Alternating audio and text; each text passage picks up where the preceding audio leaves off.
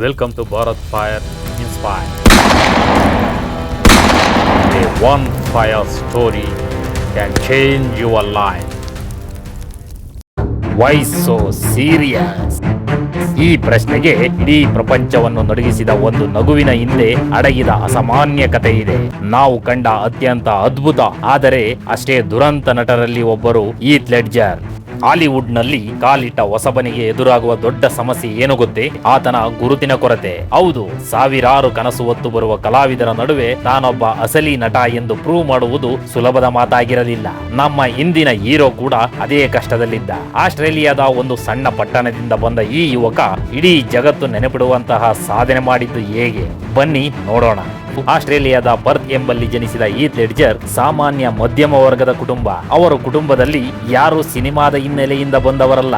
ಬಾಲ್ಯದಿಂದಲೇ ಅವರಿಗೆ ಸೃಜನಶೀಲತೆ ಮತ್ತು ಅಭಿನಯದ ಬಗ್ಗೆ ಅಪಾರ ಆಸಕ್ತಿ ಇತ್ತು.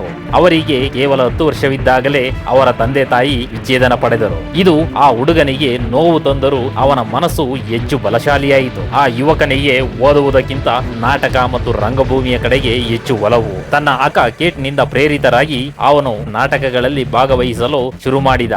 ಆತನಿಗೆ ಕೇವಲ 16 ವರ್ಷವಿದ್ದಾಗ ಒಂದು ದೊಡ್ಡ ನಿರ್ಧಾರ ತೆಗೆದುಕೊಂಡ. ಶಾಲಾ ಪರೀಕ್ಷೆಗಳನ್ನು ಬೇಗ ಮುಗಿಸಿ ಡಿಪ್ಲೊಮಾ ಪಡೆದು ತನ್ನ ಬಾಲ್ಯದ ಗೆಳೆಯ ಟ್ರೇವರ್ ಜೊತೆ ಆಸ್ಟ್ರೇಲಿಯಾದ ಪರ್ತ್ನಿಂದ ಸಿಡ್ನಿಯ ಕಡೆಗೆ ಪ್ರಯಾಣ ಬೆಳೆಸಿದ.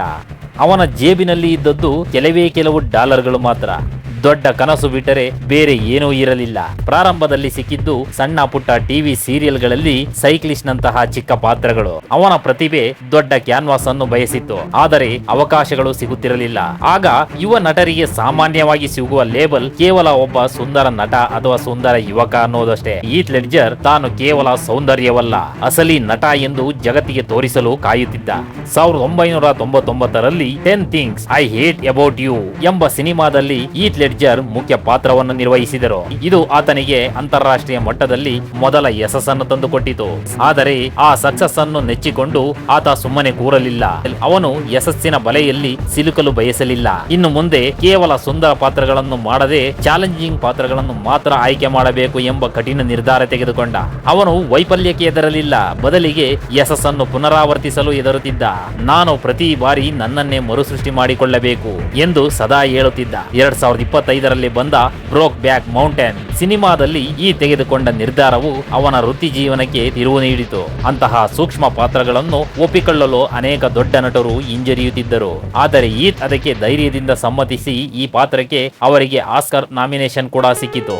ಇದರ ನಂತರ ಹಾಲಿವುಡ್ ಅವನನ್ನು ಕೇವಲ ಸುಂದರ ನಟ ಎಂದು ಕರೆಯುವುದನ್ನು ನಿಲ್ಲಿಸಿತು, ಬದಲಿಗೆ ಅದ್ಭುತ ನಟ ಎಂದು ಕರೆಯಲು ಶುರು ಮಾಡಿತು. ಆದರೆ ಆತನ ವೃತ್ತಿ ಜೀವನದ ದೊಡ್ಡ ಶ್ರಮದ ಹಂತ ಶುರುವಾಗಿದ್ದು ದಿ ಡಾರ್ಕ್ ನೈಟ್ ಸಿನಿಮಾ. ಈ ಸಿನಿಮಾದಲ್ಲಿ ಜೋಕರ್ ಪಾತ್ರಕ್ಕಾಗಿ ನಿರ್ದೇಶಕ ಕ್ರಿಸ್ಟೋಫರ್ ನೋಲನ್ ಈ ಪಾತ್ರವನ್ನು ಈತ್ ಲೆಡ್ಜರ್ಗೆ ಕೊಟ್ಟಾಗ ಪ್ರಪಂಚದಾದ್ಯಂತ ಅಭಿಮಾನಿಗಳು ತೀವ್ರ ಆಕ್ಷೇಪ ವ್ಯಕ್ತಪಡಿಸಿದ್ದರು. ಹಾಸ್ಯಮಯ ಚಿತ್ರಗಳಲ್ಲಿ ನಟಿಸುತ್ತಿದ್ದ ಈತ್ ಲೆಡ್ಜರ್ನಿಂದ ಈ ಭಯಾನಕ ಪಾತ್ರವನ್ನು ಮಾಡಲು ಸಾಧ್ಯವಿಲ್ಲ ಎಂದಿದ್ದರು. ಆದರೆ ಈತ್ ಲೆಡ್ಜರ್ ಅವರ ಕಠಿಣ ಪರಿಶ್ರಮಕ್ಕೆ ತನ್ನನ್ನು ತಾನು ಅರ್ಪಿಸಿಕೊಂಡರು.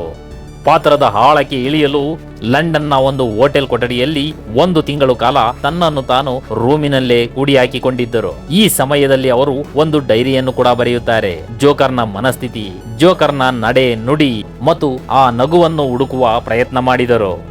ರಾತ್ರಿ ಸರಿಯಾಗಿ ನಿದ್ರೆ ಬರುತ್ತಿರಲಿಲ್ಲ. ಈ ಪಾತ್ರವು ಮಾನಸಿಕ ಮತ್ತು ದೈಹಿಕ ಶಕ್ತಿಯನ್ನು ಹಿಂಡಿ ತೆಗೆಯಿತು. ಆದರೆ ತನ್ನ ಪಾತ್ರದ ಬಗ್ಗೆ ಬೇರೆಯವರ ಅಭಿಪ್ರಾಯ ಅಥವಾ ಭಯದ ಬಗ್ಗೆ ಆತ ತಲೆ ಕೆಡಿಸಿಕೊಳ್ಳಿಲ್ಲ. ನಟನಾಗಿ ಸಂಪೂರ್ಣ ಸಮರ್ಪಣಾ ಭಾವ ಇರಬೇಕು ಎಂದು ಈತ್ ಲೆಡ್ಜರ್ ನಂಬಿದ್ದರು. 2008ರಲ್ಲಿ ದಿ ಡಾರ್ಕ್ ನೈಟ್ ಸಿನಿಮಾ ಬಿಡುಗಡೆಯಾಯಿತು. ಆ ಸಂದರ್ಭದಲ್ಲಿ ಎಲ್ಲರೂ ಕೂಡ ದಂಗಾಗಿ ಹೋದರು. ಯಾರು ಈತ್ ಲೆಡ್ಜರ್ನ ಈ ಸಿನಿಮಾದ ಆಯ್ಕೆಗೆ ವಿರೋಧಿಸಿದ್ದರೋ ಅವರೇ ಈತ್ ಲೆಡ್ಜರ್ನ ಪಾತ್ರವನ್ನು ಹಾಡಿ ಹೊಗಳಿದರು. ಇದು ಕೇವಲ ನಟನೆಯಾಗಿರಲಿಲ್ಲ, ಅದೊಂದು ಅದ್ಭುತ ಕಲಾ ಸೃಷ್ಟಿಯಾಗಿತ್ತು. ಹಾಲಿವುಡ್ ಇತಿಹಾಸದಲ್ಲಿ ಯಾರು ಅಂದುಕೊಂಡಿರದಂತೆ ಈತ್ ಲೆಡ್ಜರ್ ತನ್ನ ಪಾತ್ರದ ಮೂಲಕ ಅಸಲಿ ನಟ ಎಂಬುದನ್ನು ಸಾಬೀತುಪಡಿಸಿದರು. ವಿಮರ್ಶಕರು ಅವನಿಗೆ 2ನೇ ಜಾಕ್ ನಿಕೋಲ್ಸನ್ ಎಂದು ಕರೆದರು, ಆದರೆ ಅವರು ಅದನ್ನೂ ಕೂಡ ಮೀರಿದ್ದರು. ಸಿನಿಮಾ ಬಿಡುಗಡೆಗೆ ಮೊದಲೇ ಹೀತ್ ಲೆಡ್ಜರ್ ಜೋಕರ್ ಪಾತ್ರ ಮಾಡುತ್ತಾರೆ ಎಂದಾಗ ಆರಂಭದಲ್ಲಿ ಮಿಶ್ರ ಪ್ರತಿಕ್ರಿಯೆ ವ್ಯಕ್ತವಾಗಿತ್ತು. ಬ್ರೋಕ್ ಬ್ಯಾಕ್ ಮೌಂಟೇನ್ ನಂತಹ ರೊಮ್ಯಾಂಟಿಕ್ ಸಿನಿಮಾದಲ್ಲಿ ನಟಿಸಿದವರು ಇಷ್ಟು ಕ್ರೂರ ವಿಲನ್ ಹೇಗೆ ಮಾಡುತ್ತಾರೆ ಎಂಬುದೇ ಎಲ್ಲರಿಗೂ ಕೂಡ ಅನುಮಾನವಿದ್ದಂತಹ ಅಂಶವಾಗಿತ್ತು. ಆದರೆ ಸಿನಿಮಾ ಬಿಡುಗಡೆಯಾದ ನಂತರ ಎಲ್ಲಾ ಸಂಶಯವು ಸಂಪೂರ್ಣವಾಗಿ ದೂರವಾಯಿತು. ಹೀತ್ ಲೆಡ್ಜರ್ ಅವರ ಅಭಿನಯವು ಕೇವಲ ನಟನೆಯಾಗಿರಲಿಲ್ಲ, ಅದೊಂದು ಸಂಪೂರ್ಣ ಪರಿವರ್ತನೆ ಎಂದು ಜನರು ಭಾವಿಸಿದರು. ಅವರ ಧ್ವನಿ, ನಗು, ಮ್ಯಾನರಿಸಂ ಮತ್ತು ಪಾತ್ರಕ್ಕೆ ನೀಡಿದ ಆಳವು ಪ್ರೇಕ್ಷಕರಿಗೆ ನಿಜವಾದಂತಹ ರೋಮಾಂಚನವನ್ನು ಮೂಡಿಸಿತು. ಅನೇಕ ಸಿನಿಮಾ ಮಂದಿರಗಳಲ್ಲಿ ದೀರ್ಘಕಾಲದವರೆಗೆ ಸ್ತಬ್ಧರಾಗಿದ್ದರು. ಅನೇಕ ವಿಮರ್ಶಕರು ಮತ್ತು ಅಭಿಮಾನಿಗಳು ತಕ್ಷಣವೇ ಹೀತ್ ಲೆಡ್ಜರ್ ಅವರನ್ನು ಇದುವರೆಗಿನ ಅತ್ಯುತ್ತಮ ಜೋಕರ್ ಎಂದು ಘೋಷಿಸಿದರು. ಇದು ಪಾತ್ರಕ್ಕೆ ಅವರು ನೀಡಿದ ಮಾನಸಿಕ ತೀವ್ರತೆಯೇ ಕಾರಣವಾಗಿತ್ತು. ಜನರ ಅದ್ಭುತ ಪ್ರತಿಕ್ರಿಯೆ ಮತ್ತು ಗುಣಮಟ್ಟದ ವಿಮರ್ಶೆಗಳಿಂದಾಗಿ ದಿ ಡಾರ್ಕ್ ನೈಟ್ ಕೇವಲ 18 ದಿನಗಳಲ್ಲಿ $400 ಮಿಲಿಯನ್ ಗಡಿ ದಾಟಿ ಆ ಸಮಯದಲ್ಲಿ ಅತಿ ವೇಗವಾಗಿ ದಾಖಲೆ ಮಾಡಿದ ಸಿನಿಮಾವಾಯಿತು. ಸಿನಿಮಾ ಬಿಡುಗಡೆಯಾದ ನಂತರ ಹೀತ್ ಲೆಡ್ಜರ್ ಅವರ ಪಾತ್ರವು ಕೇವಲ ಕಾಮಿಕ್ ಪುಸ್ತಕದ ವಿಲನ್ ಆಗಿರದೆ ಭಯೋತ್ಪಾದನೆ ಮತ್ತು ನೈತಿಕತೆಯ ಮಿತಿಗಳನ್ನು ಅನ್ವೇಷಿಸುವ ಒಂದು ಕಲಾತ್ಮಕ ಪಾತ್ರ ಎಂದು ಮನ್ನಣೆ ಪಡೆಯಿತು. ದಿ ಡಾರ್ಕ್ ನೈಟ್ ಸಿನಿಮಾದ ಜೋಕರ್ ಪಾತ್ರಕ್ಕಾಗಿ ಹೀತ್ ಲೆಡ್ಜರ್ ಅವರು ಮರಣೋತ್ತರವಾಗಿ ಪಡೆದ ಕೆಲವು ಪ್ರಶಸ್ತಿಗಳಿವೆ. ಆಸ್ಕರ್, ಗ್ಲೋಬ್ ಅವಾರ್ಡ್, ಬಾಫ್ಟಾ ಪ್ರಶಸ್ತಿ, Saturn award, Australia film institute ಪ್ರಶಸ್ತಿ, ಇನ್ನೂ ಮುಂತಾದವು. ದುರದೃಷ್ಟವಶಾತ್ ಹೀತ್ ಲೆಡ್ಜರ್ ಈ ಯಶಸ್ಸನ್ನು ನೋಡಲು ಬದುಕಿರಲಿಲ್ಲ. ಸಿನಿಮಾ ಬಿಡುಗಡೆ ಮುನ್ನವೇ ಅತಿಯಾದ ನಿದ್ರಾ ಮಾತ್ರೆಗಳ ಸೇವನೆಯಿಂದ ಅವರು ಮರಣವನ್ನು ಹೊಂದಿದ್ದರು. 2009ರಲ್ಲಿ ದಿ ಡಾರ್ಕ್ ನೈಟ್ ಚಿತ್ರದ ಜೋಕರ್ ಪಾತ್ರಕ್ಕಾಗಿ ಹೀತ್ ಲೆಡ್ಜರ್ಗೆ ಮರಣೋತ್ತರವಾಗಿ ಅತ್ಯುತ್ತಮ ಪೋಷಕ ನಟನ ಆಸ್ಕರ್ ಪ್ರಶಸ್ತಿ ಕೂಡ ದೊರೆತಿತ್ತು. ಈ ಗೌರವವನ್ನು ಪಡೆದವರಲ್ಲಿ 3ನೇಯ ನಟ ಇವರಾಗಿದ್ದರು. ಹೀತ್ ಲೆಡ್ಜರ್ ಅವರ ಕತೆ ನಮಗೆ ಏನು ಹೇಳುತ್ತದೆ ಅಂದ್ರೆ, ನೀವು ಯಶಸ್ವಿಯಾದ ನಂತರ ಅದೇ ಕೆಲಸವನ್ನು ಮತ್ತೆ ಮತ್ತೆ ಮಾಡಬೇಡಿ. ಹೊಸ ಸವಾಲುಗಳನ್ನು ಸ್ವೀಕರಿಸಿ, ನಿಮ್ಮನ್ನು ನೀವು ಮರುಸೃಷ್ಟಿ ಮಾಡಿಕೊಳ್ಳಿ. ನೀವು ಒಂದು ಕೆಲಸವನ್ನು 100% ಸಮರ್ಪಣಾ ಭಾವದಿಂದ ಮಾಡಿದರೆ ಆ ಕೆಲಸವು ಇತಿಹಾಸದಲ್ಲಿ ಉಳಿಯುತ್ತದೆ. ಬೇರೆಯವರು ಏನೇ ಹೇಳಿದರೂ ನೀವು ನಿಮ್ಮ ಗುರಿಯ ಮೇಲೆ ಗಮನವಿರಿಸಿ. ಈ ಸಮಾಜದಲ್ಲಿ ನೀವು ನಿಮ್ಮದೊಂದು ಗುರುತನ್ನು ಬಿಟ್ಟು ಹೋಗುವುದು ಬಹಳ ಮುಖ್ಯ. ಹೀತ್ ಲೆಡ್ಜರ್ನ ಆ ನಗು, ಆ ಜೋಕರ್ನ ಪಾತ್ರ ಇತಿಹಾಸದಲ್ಲಿ ಅಳಿಸಲಾಗದಂತಹ ಒಂದು ಗುರುತಾಗಿ ಉಳಿದಿದೆ. This information is useful. Like this video and subscribe our channel. Thanks for watching this video.